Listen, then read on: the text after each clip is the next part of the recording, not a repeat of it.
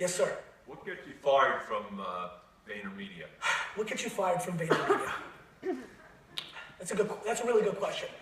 So there's a couple things that happen at Vaynermedia that are interesting to me. So there's a variety of reasons. Obviously, there's the first thing that can get you fired, which is, something insane. You've got to go really, like stabbing somebody in the hall. So that would get you fired. The number one thing that comes to mind is not having the ability to play nice with the other boys and girls. That's number one, right? If you just are not liked, if people just fundamentally don't want to work with you, based on two things. One, you're just not liked, you're manipulative, you're political, you're undermining, you can't work there. Number two, you just might suck, right? Like if you're not liked, you'll get fired within, 6 months after you walk in. If you suck, you just suck. I don't know, you forget things, you don't show up to meetings, you suck. That probably gets you fired within a year, right? So the hard skills buys you a lot more time than the soft skills. The other thing that gets you fired at Vaynermedia, one of the only other, by the way, those are the two, and there's one sneaky one, lack of self-awareness. If you think you're a creative director, but you're a designer, somewhere that's gonna be a problem, right? Because somewhere you're gonna be looking for something, and we're not gonna be able to give it to you because we're looking to play on meritocracy, and it's nice that you've been here for 4 years, but you're just not good enough to do this thing. And what happens is, as you can imagine, eventually that corrodes and makes you unhappy, and then you don't play nice with the other boys and girls, so it leads it down the rabbit hole. And we try to get in front of that and get pretty upfront with people like, hey, it is, I and a small group of people, we're the judge and jury of Vaynermedia. We have decided this is probably your skill level at this point, 2-3 years into your career. We've got a good read. You need to know that, because if you think you're X, Y, and Z, and by the way, we're hot as shit. You can probably go get X, Y, and Z in a lot of places because you were this here and we're hot in the game right now. You may want to do that, because if we don't provide what you want, we think that ultimately that's going to corrode, and then you're going to start acting in a different way, which is then going to lead for you not to be here. So those are the things that stand out. Yes, Sarah?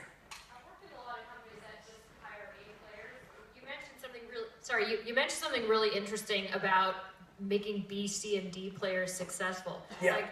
The first question is, actively in an interview, do you identify the person as a B, C, or D player and decide, yes, we're going to hire them? And then two, how do you do that? How do you make them successful? So I do. When I interview people, I definitely quantify them in my head, but I'm also a human and I'm flawed. I mean, I hired this one girl 2.5 years ago, and I was like, this woman is gonna change my business. She's gonna literally come in and we were really raw at this point. We're 30 people, 35 people. We had 4 people that ever worked in an agency, So she was a strategist. She's been in the industry for 5 years. I'm like, best 2 meetings. I'm like, this girl is gonna dominate. She's gonna change my business. She changed my business. She's the first employee I've ever had in my life that literally I had to fire by lunchtime of her first day. You just heard, it takes me 6 months before I can figure out if I want to fire you for all the core emotional flaws that matter most to me.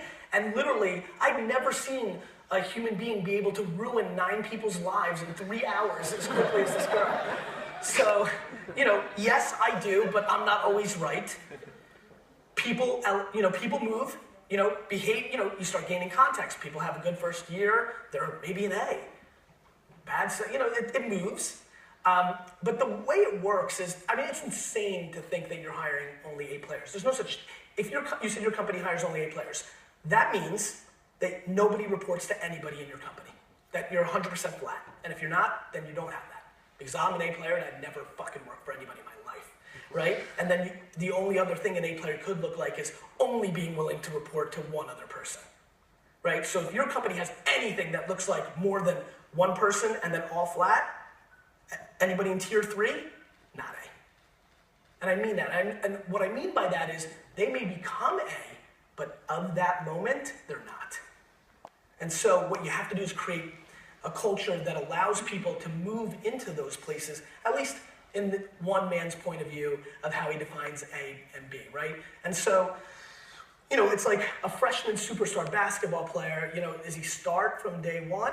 Maybe. But if he doesn't, then he's not a starting 5 player, then he's not an A, right? And though maybe he has the talent, you need to groom and practice to make that actually happen. And so the thing that I spend all my time on is not caring that we have a system to make this manufacture. I don't believe in that. I believe on an individual basis, right? Rob. I need to know Rob, and I start backwards. What the fuck does Rob care about? Money, right? Notoriety, right? Work-life balance. Does Rob really love golfing at 3 p.m. on Fridays? Does Rob, he does? Awesome. Does Rob, this one I think you'll say no to, but if you say yes, I'm gonna be pumped. Does Rob really wanna go to Coachella? You know, what does Rob want? And what does Rob want right now as a 24-year-old that's willing to live in a box with 6 other people, right? And willing to make $40K but drink $12 juices and take Uber? Like, people are different. And the truth is, I don't give a fuck. I'm not looking to impose my, you should want to buy the New York Jets will on anyone, right? That's the nice thing about being an anomaly. You recognize that you can't impose your way on everybody else, which is the #1 mistake that everybody does in management and culture. I'm like this, be like me. What are you? Let me figure out how to make it the best version of you. All strengths, no weaknesses. Refine weaknesses, refine them so they don't kill you, but quadruple down on strengths. It's the quickest path to success. So what we try to do is we try to understand people on an individual basis. I spend an hour and a half, 2-3 hours a week on just laying in bed and watching every single one of my employees' Instagram and Twitter accounts to understand their psychology, to understand what they care about. So you're hiring on potential, is that what I'm hearing? No, I'm just hiring. What I'm doing is I'm firing and I'm elevating smart. People are crippled by the hire. The hire's jack shit. The hire's a crapshoot. Nobody's good at it. And everybody's good at it. Got it? What I'm doing is I'm counter-punching.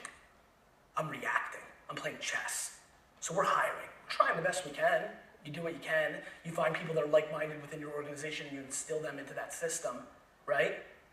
I try to find the other people that are good at EQ and I instill them in that system. But I then protect them and say, don't worry, because they're like, I understand. The amount of people who walk around Vaynermedia like, I understand the Vayner culture. It's a pride thing, it's an important thing. But yes and no, they've got their definition of it. It means something different to everybody, right? And so it's not, we don't hire on potential, we just hire, and then we listen, and we watch, and then adjust. That's how you go fast. Let's go here and then we'll go here. Hey Gary, so awesome shit so far. Seriously, thank you for the value. I just want to ask a question. So I've noticed that, I watch a lot of your videos, and I know you mentioned this a lot. The social dynamics in your company is definitely not traditional. I'm a huge believer in like creating, because a lot of these companies have this cubicles and all this crap where they keep people apart. Like, what would you recommend like to create social dynamics in a sense where people can feel like they're actually friends with their coworkers, communicate and be open? Like, is it maybe like how you set up the desk? I noticed there's no like walls there. It's a That's a you're going into tactic category. Oh, okay. Let me explain. Sure. There's a lot of people at Vaynermedia that struggle with the way we have it. You think it's cool.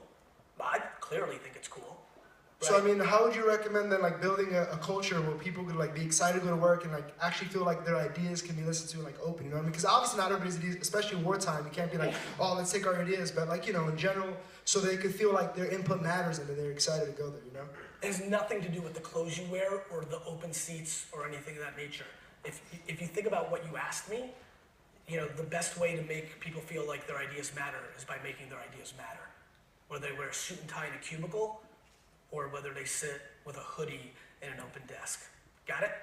So like that's the game, right? And like that's what's comfortable to me. As a matter of fact, I have a major problem at Vaynermedia right now. We used to be on 2 floors, and now we've gone to 3. So we've been able to make it far less congested in the organization. I'm crippled by that. I hate it. It's gotten too quiet. Like I want chaos. Like I loved when we had 2 floors, but everybody else hated it. We had a day where we had 200 employees homesick because, I don't know, if you sit on top of each other during the winter, you're gonna pass germs, right? Like I want garbage all over the place. Like I literally want banana peels on the floor as I walk to my office. Like literally, no joke. I love that. I love the action. I want people bumping into each other. I want people spilling fucking water on their laptop and like having to get it replaced for $800. It's the culture, right? I like that. But a lot of people don't. And a lot of people come to Vaynermedia and really struggle because they don't have their private space. They don't have their cubicle. They also come from cultures where they just came where no employee talks to each other, and my happy people are fucking bothering them by being too happy, and what the fuck, and I don't actually believe they're really happy, but wait a minute, maybe they are happy. What the fuck is this place, right? So like, it's like this whole thing. And so, but here's the best part, and this is what every leader in here should do. I don't care. I don't care if you come in and you say, this is a circus, I'm out of here. Perfect. Then the machine is spitting out the organs that don't deserve to be a part of it, because I just don't know any other way. And the ultimate thing that is gonna drive our success is for me to be happy. I'm not kidding. Like, the reason we don't have a lot of confrontation in politics is because I'm suffocated by negativity. I completely break down. I hate confrontation. Like, it doesn't seem that way because when I'm in a debate of like what I care about, I'll confront. But in real life, what actually matters, day to day, I hate it. Like, and so I kill it. The second two people are arguing, I get in there. The amount of HR, I spend so much time on HR. And I say because it's a lot of time, but not because it's the only thing I like, right? And it's what drives. I happen to know what we're doing. I spend myself on the two things that matter. I don't play in the middle. I spend myself on the vision. What's the strategic course of the company? Where's the opportunity? Where's the white space? And go sell some business because money matters, right? And then I spend all my time on the individual people. And one by one, I think it's Carol's birthday tomorrow. What should we do? We had an open vacation policy. Open. As many days as you want. Pretty good, right? Solid gig. Some fuckers really took advantage of it. But a lot of people didn't. And back to the hiring question, right? After 2 years of watching it, I realized, shit, some people are crippled by this open of a system. And they've only taken 3 days in 2 years. And they're working a lot. So we adjusted. And we created open vacation policy with 3 weeks mandatory vacation time. Right? And so I'm adjusting. Open vacation policy seemed really right, you know? But it's really right for people that understand and have natural in their gut meritocracy and capitalism at their core. Other people don't. And that's okay. I don't disrespect that.